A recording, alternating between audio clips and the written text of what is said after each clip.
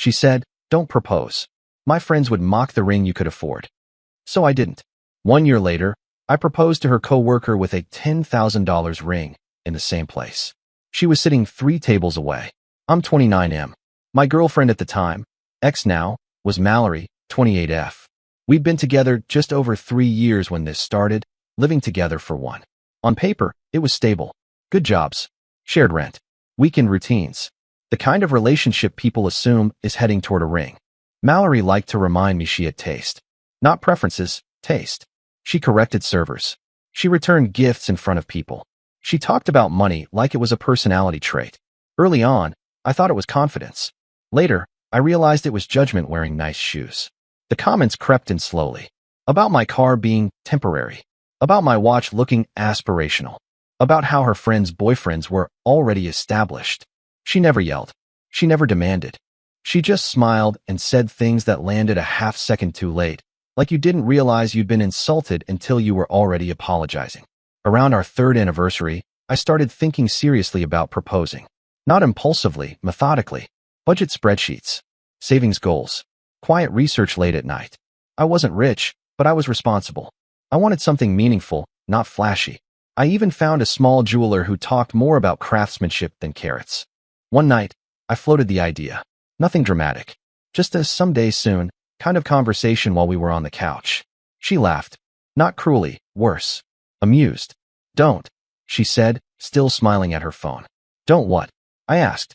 "Don't propose," she replied. "My friends would absolutely mock the ring you could afford." She finally looked at me then, like she was doing me a favor by being honest. "They're brutal," she added. I'd never hear the end of it. I waited for her to say something else. Something reassuring. Something like, "But I don't care." She didn't. That was the first night I understood something important was being negotiated without my consent. I didn't argue with her that night. That surprised her. She kept scrolling, waiting for me to push back, to joke, to reassure her I'd somehow level up. When I didn't, she glanced over with that irritated look she used whenever I didn't play my part. "You're quiet," she said. "I'm just being realistic." "I know," I replied. That seemed to bother her more than if I'd gotten defensive. Over the next few weeks, the subject kept resurfacing, never directly, always sideways. We'd go to dinner with her friends, and I'd hear it in the subtext. Comments about investment pieces. About standards. About how one friend's fiancé did it right, with a ring that actually photographed well. Mallory would laugh a little too loudly, then glance at me to see if I noticed. I noticed. She started sending me screenshots. Influencers showing off engagement rings. Articles about what your ring says about your worth. Once, she forwarded a post with the caption, "This is the minimum." I asked her, carefully, if the ring mattered more than the marriage. She scoffed. "Why do men always say that? It's not either or. It's about effort."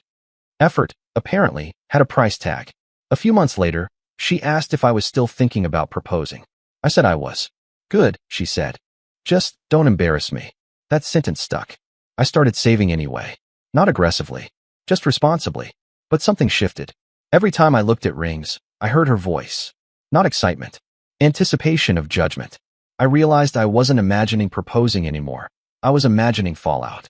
Then came the night she said it out loud. We were at a friend's engagement party. Big, flashy affair. Champagne tower. Photographer everywhere.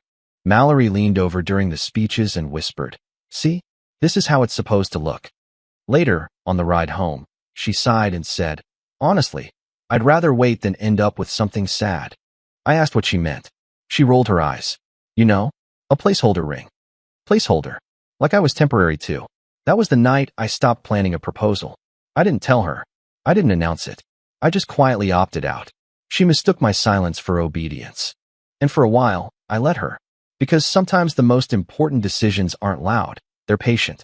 And I had just started waiting. Once I stopped planning the proposal, something strange happened. I started seeing her more clearly.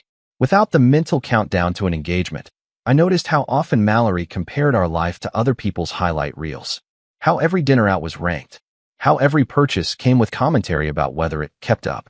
How she never once asked what I wanted our future to look like, only whether it would measure up. She noticed the shift too. "You don't talk about the future anymore," she said one night while we were brushing our teeth. Not curious. Accusatory. "I do," I replied. "Just not out loud." She frowned at my reflection. "That's not cute." A few weeks later, She invited me to brunch with her coworkers.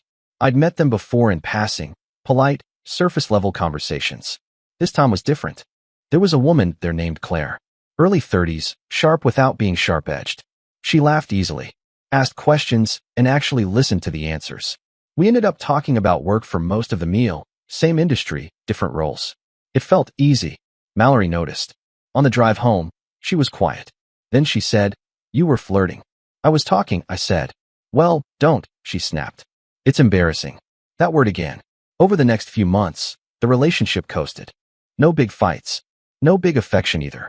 Mallory started dropping hints about timelines again, weddings she wanted to attend, venues she liked, rings she accidentally showed me. I nodded, made noncommittal noises. She mistook that for progress. Meanwhile, I got a promotion. Nothing flashy, but meaningful. Better pay. More stability. I told her over dinner. She smiled, then said, "Good. That helps." Helps what? I wondered. Around that time, Mallory started talking more about her coworkers. Office drama. Promotions. Who was dating whom? Claire's name came up a lot. Always neutral. Almost dismissive. "She's nice," Mallory said once. A little plain, but competent. Plain. I didn't correct her. I was starting to understand that Mallory didn't want a partner. She wanted an accessory that reflected well under scrutiny. And I was quietly, steadily becoming someone who no longer needed her approval. The funny thing is, I still hadn't decided to leave. I was just waiting for the moment when staying would feel more dishonest than walking away. That moment was closer than I realized. The moment finally came on a Tuesday night, which felt fitting. Nothing dramatic ever happened with Mallory on weekends. Those were reserved for brunches and optics. Tuesdays were when real conversations slipped out by accident. She came home late, dropped her bag by the door, and announced she'd run into an old college friend who'd just gotten engaged. "No hello. No how was your day?" 3-carat oval, she said, kicking off her shoes. "Custom setting. You did really well." I nodded, not looking up from my laptop. She noticed immediately. "Why do you act like this doesn't matter?" she asked. "It's like you're checked out." I closed the laptop and looked at her. "Because you told me not to propose." She blinked. "That's not what I said." "It is," I replied. "You said your friends would mock the ring I could afford." She waved her hand.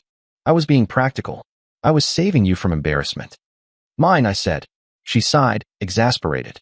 "Why are you holding on to that? I thought you understood." That word again. Understood. As if swallowing it was the correct response. "So what's the plan?" I asked. "Wait until I meet a price point you approve of?" She didn't answer right away. Then she said, "I just want to be proud of what I'm wearing." That was it. Not proud of us. Not excited about marrying me. Proud of the object. I felt something finally settle. "I'm not proposing," I said calmly. She laughed. "You don't have to announce it." "I'm not announcing," I replied. "I'm telling you, so there's no confusion." Her smile dropped. "So you're punishing me now?" "No," I said. "I'm listening." She stood there for a long moment, then scoffed. "You'll come around. You always do." That was the night I realized she thought time was on her side. What she didn't know was that I'd already started imagining a future where I didn't need permission to choose joy. And that future no longer had her in it. The breakup didn't happen all at once. It happened quietly, in pieces, like furniture being removed from a room until one day you realize it's empty. After that Tuesday, Mallory acted like nothing had changed. She sent me listings for rings again. Venues. Pinterest boards titled Timeless Elegance. She talked about when not if. I realized she'd never actually heard me. Or maybe she had, and decided my words didn't matter. I stopped engaging. Not out of spite. Out of honesty. About 2 months later, she suggested we take a break. Not a real break. One of those breaks where you're still expected to wait. "I think some space will help you figure out what you want," she said, magnanimous, like she was assigning homework. I nodded. "You're right." That surprised her. I moved out the following weekend. Took my clothes, my books, the couch I'd paid for. She watched me pack with that same amused patience she'd always had, confident this was temporary, that I'd come back improved. Quieter. More expensive. We stayed loosely in touch. Polite texts. Occasional updates. She posted constantly. Trips. Dinners. Rings on other people's hands with captions about timing and standards. During that year, my life expanded in ways I didn't expect. I focused on work. Got another promotion. Started saving aggressively, not for a ring, but for myself. I traveled. I made friends who didn't rank my worth by objects. I stopped apologizing for being enough.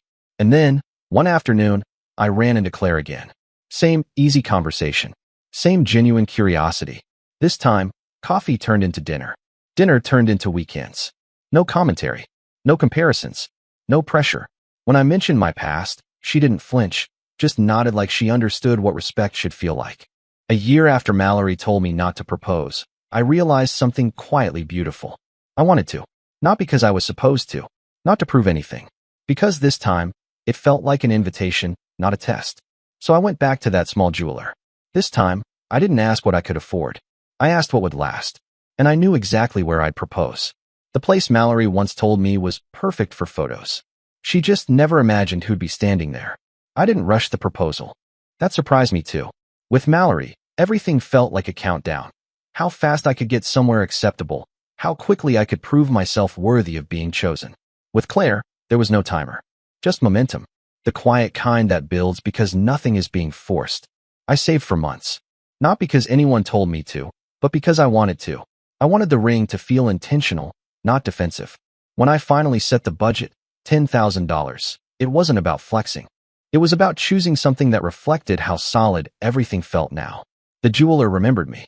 That didn't take as long as I expected, he said with a smile. Neither did clarity, I replied. I picked a ring that didn't scream. Clean lines. Subtle weight. The kind of piece that wouldn't need explaining. When I slipped it into my pocket, I felt calm, not nervous, not anxious. Certain. I chose the place carefully too.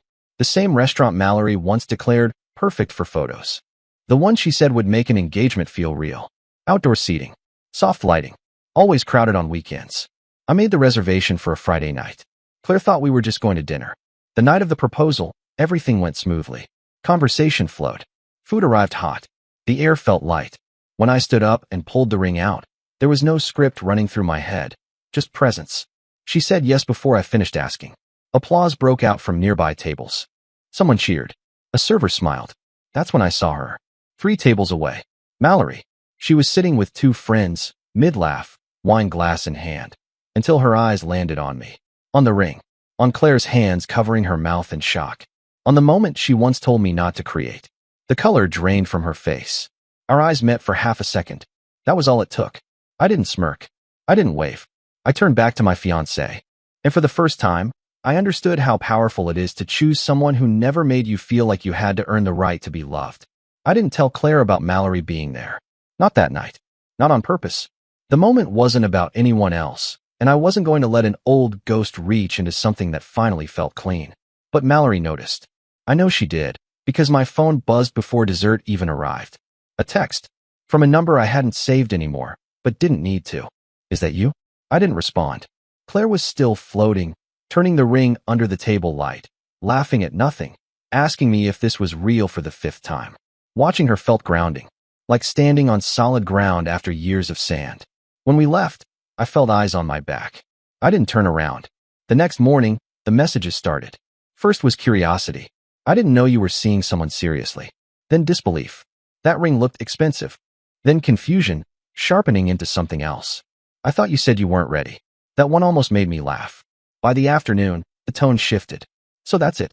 After everything, you really did it there? There, of all places. I still didn't reply.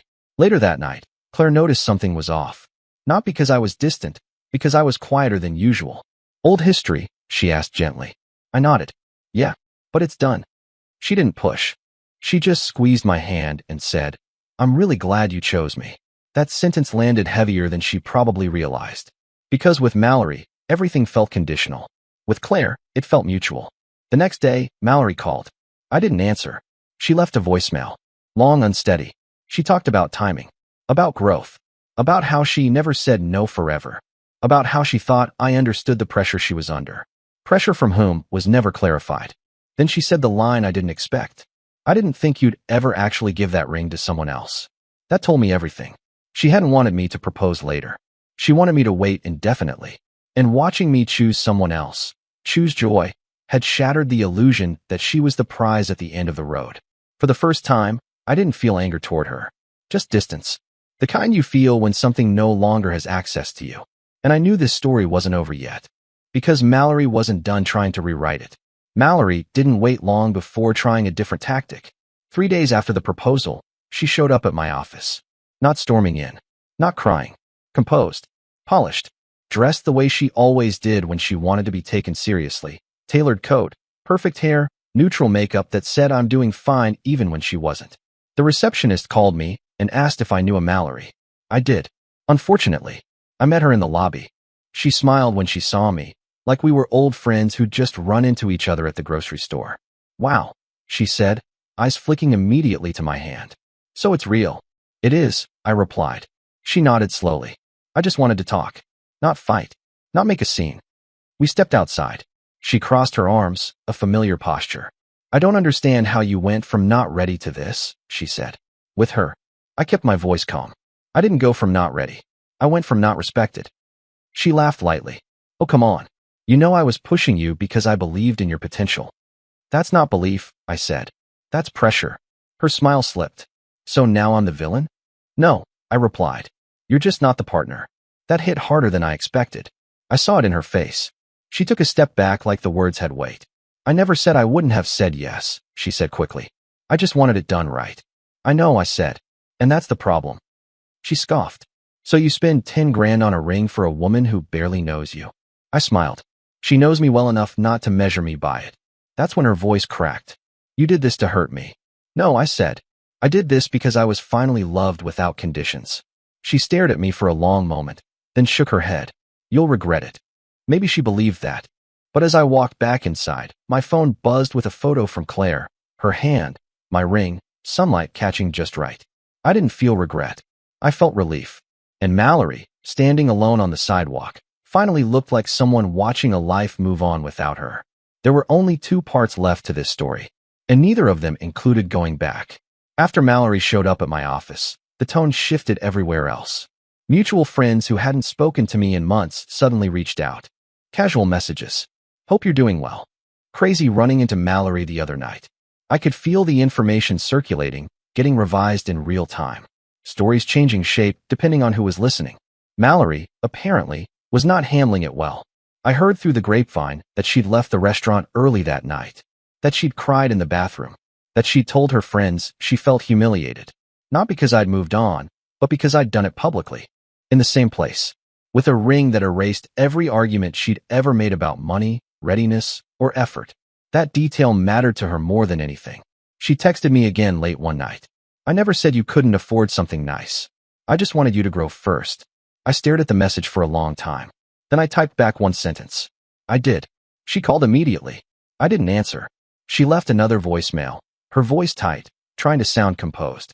She said she felt like I'd rewritten our entire relationship, that I'd made her look shallow, that people were asking questions she didn't know how to answer. What she never said was I was wrong. Claire noticed the noise around us, but stayed out of it. She didn't stalk Mallory's socials, didn't ask for details. When I told her pieces of the story, she just shook her head and said, I'm sorry you went through that. No competition, no commentary. That was the difference. One afternoon, while we were planning a small engagement dinner, Claire asked me something quietly. Did you ever want to propose to her? I thought about it honestly. I wanted to feel chosen, I said. I didn't realize how much I'd been asking permission. She nodded like that made perfect sense. A few days later, Mallory blocked me. Everywhere. At first, I thought it was out of spite. Then I realized it was survival. Watching me live a life she once thought she controlled was too much. And that's when I understood something important. The ring wasn't what broke her. It was the fact that I'd finally given it to someone who never made me feel small for wanting to offer it. There was only one thing left to do. Close this chapter for good. It's been a few months now, and the noise has finally died down. Mallory never reached out again after blocking me. No last message. No apology. No explanation. Just silence. From what I've heard, she moved apartments, changed friend groups slightly, and leaned hard into the version of herself that insists everything happens for a reason. I don't doubt she believes that. It's easier than accountability. Claire and I didn't rush anything after the proposal. We didn't need to. We planned a small engagement dinner instead of a spectacle. Close friends. Real laughter. No ranking. No commentary about aesthetics. When people complimented the ring, Claire just smiled and said, he chose it. Like that was the end of the story. And it was. Sometimes I think back to that night on the couch when Mallory laughed and told me not to propose. How casual she was. How certain. How convinced she was that time. Pressure and her approval were things she controlled. She wasn't cruel in a loud way. She was cruel in a curated way, the kind that makes you doubt yourself while insisting it's for your own good. Here's what I learned, and why I'm posting this. When someone tells you not to offer them love until it meets an external standard, believe them. They're not asking for patience, they're asking for power. And if you give it, they'll keep moving the line. I didn't propose because I was afraid of being mocked.